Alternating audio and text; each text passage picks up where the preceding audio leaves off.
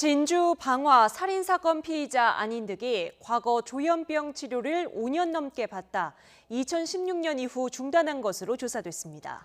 진주에서는 사건 발생 닷새 만에 처음으로 희생자 한 분의 발인이 엄수됐습니다. 차상은 기자입니다.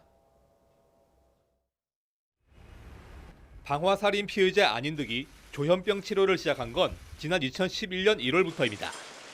진주의 한 병원에서 68차례, 5년 넘게 진료받았지만 2016년 7월이 마지막이었습니다.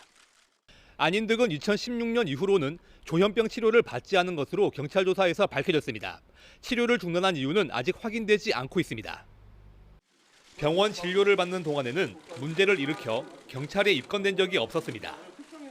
병원 발길을 끊은 지 2년 9개월 만에 20명의 사상자를 내는 참극을 저지른 겁니다.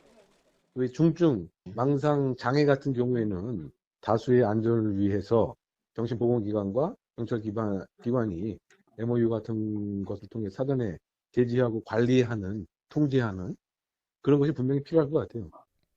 범행 때 사용한 흉기 2자루는 한 달 전 전통시장에서 산 것으로 조사됐습니다.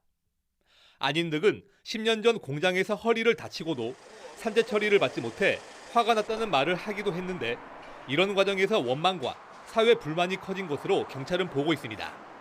경찰은 안인득의 휴대전화와 3천여 건에 달하는 통화 내역 등을 분석하며 범행 동기 규명에 주력하고 있습니다. 사건 발생 닷새 만에 희생자의 첫 발인이 진행됐습니다. 희생자 가운데 가장 나이가 많은 74살 황모 씨의 가족과 지인들은 고인의 마지막 길을 배웅하며 명복을 빌었습니다. 나머지 희생자 4명의 발인은 부상자 치료비 지원 여부가 결정되면 이루어질 것으로 보입니다. YTN 차상은입니다.